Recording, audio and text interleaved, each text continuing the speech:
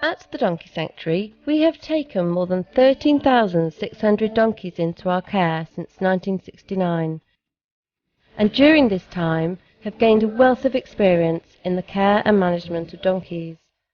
This instructional film is aimed at farriers and provides a brief introduction to donkey foot care, how to correctly trim a normal donkey foot, remove seedy toe, and deal with trimming long feet.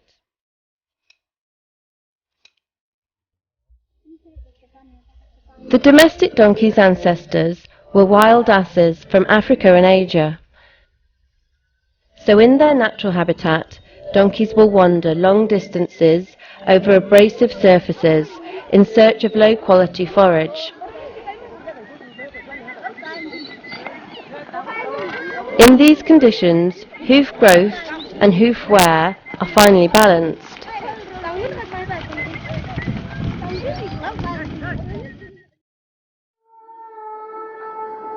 In developed countries, with their characteristically damp temperate climates, most donkeys are kept as pets, enjoying a surfeit of good grazing and taking little exercise. Consequently, it is almost inevitable that foot problems will develop in this environment, and good hoof care is essential if these problems are to be minimised. Unless otherwise stated, the following guidance focuses on the donkey kept in the UK and similar environments. The normal donkey foot. Just take a couple of minutes to look at your donkey. Stand back from it and you will find that the donkey has a toe-out stance. Now, if you walk the donkey forward, you will see that as he walks, he will plait with both his front and hind legs, and as a result, the lateral hoof wall will weight bear slightly before the medial, which can result in uneven wear. If walking conditions are precarious, donkeys are renowned for being extremely sure-footed. They will walk slowly, picking their way along, and all 4 feet will follow the same narrow track. When compared with a horse, you will find that donkeys' feet are between 5 and 10 degrees more upright,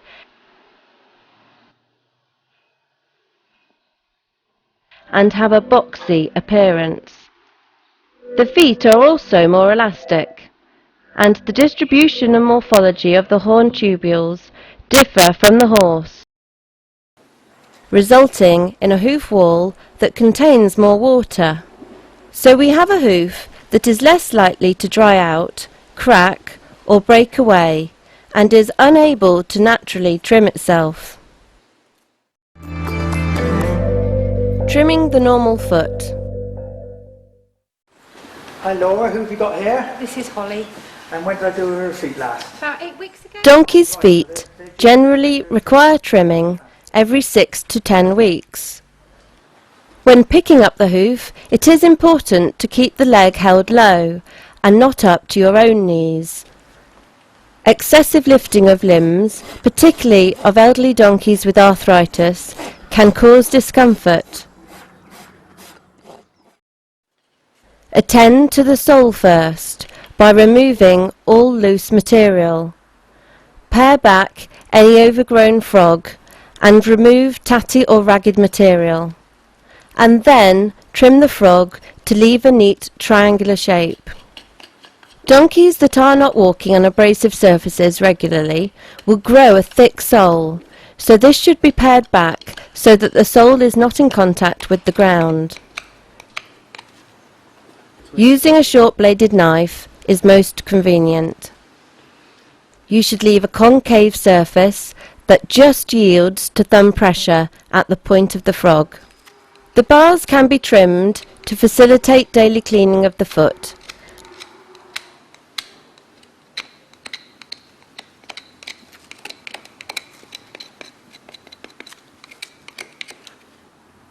It is easiest to use lightweight racetrack nippers to trim the hoof wall. The wall should be trimmed guided by the hoof pastern axis and the angle of the dorsal hoof wall at the coronary band, which is always correct. It is useful to know that the hoof wall at the heel often grows more rapidly than at the toe, so there is usually more heel to remove. Trim the wall to produce an equal width around the white line. The midsole should be 6 mm, quarter of an inch, below the level of the wall, so that when the donkey is weight bearing, there is no pressure on the sole. The toes should be trimmed last, and the amount taken away should be minimal to avoid removing excessive amounts of periopal.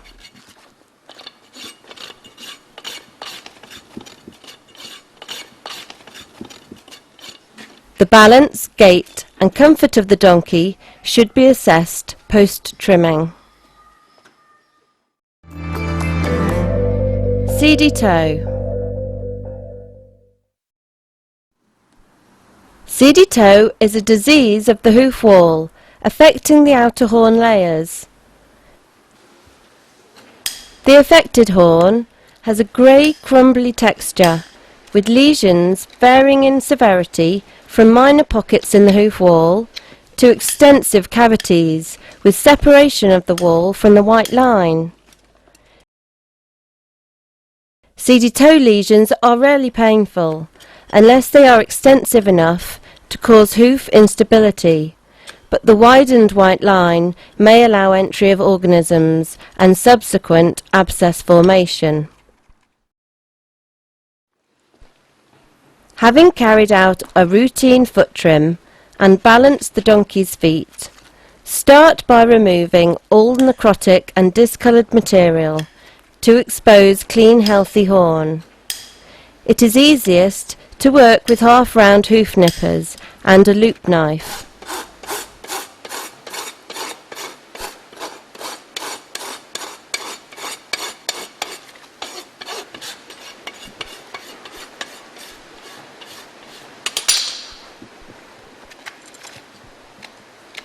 This must be carried out slowly and carefully to ensure that sensitive tissue is not exposed.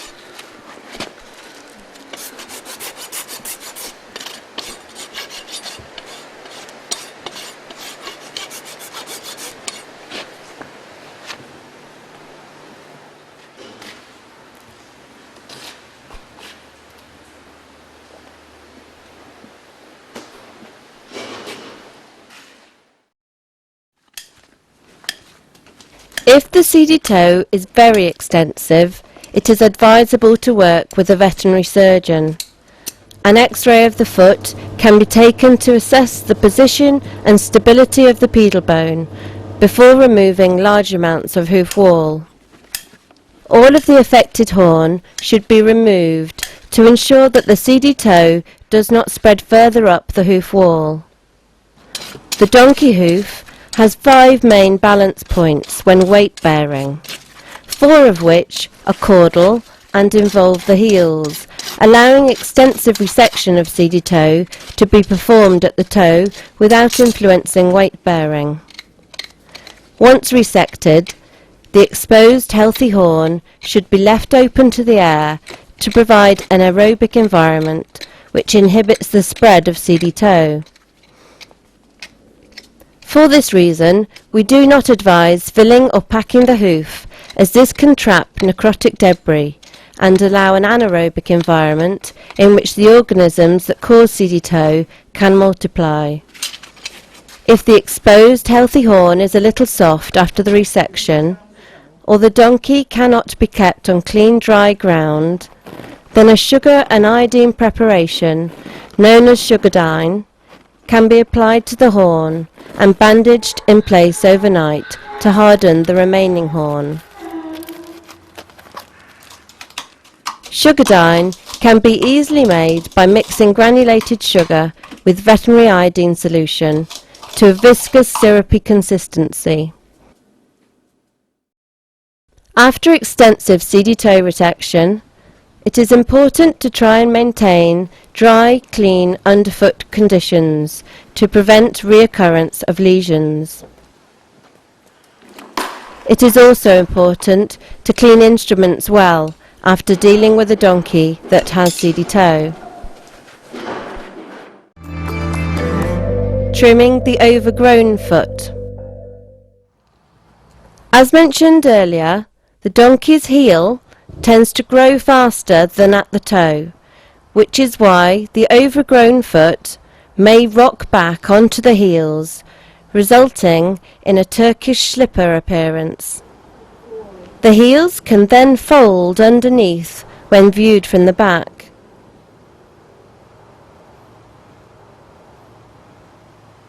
Although the donkey does appear to have long toes, almost a third of the length is actually heel. It is advisable to work with a veterinary surgeon in this situation. An X-ray of the foot can be taken to assess the position and stability of the pedal bone before removing large amounts of hoof wall. The principles of trimming overgrown feet are basically the same as those demonstrated for routine trimming. Trim the frog and sole first, which will reveal the extent of the heel growth. Then trim the hoof wall, starting at the heels. You should aim to reduce the heels down to the level of the frog. All the time I'm trying to make him comfortable by keeping the foot down, nice and low.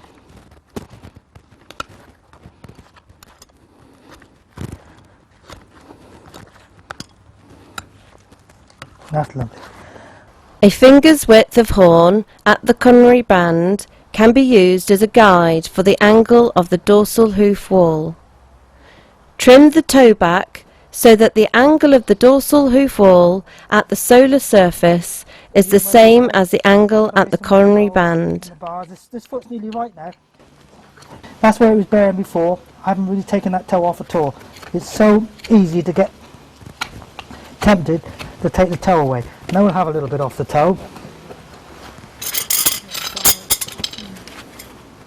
Just a slither.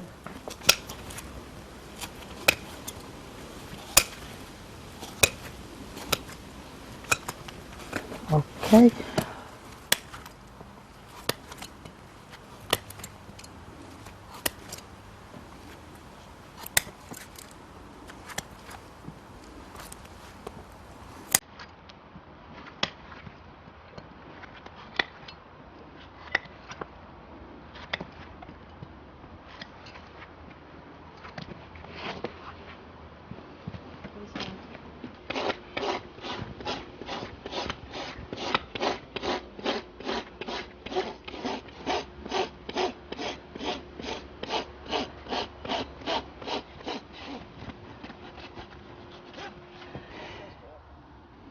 That's lovely.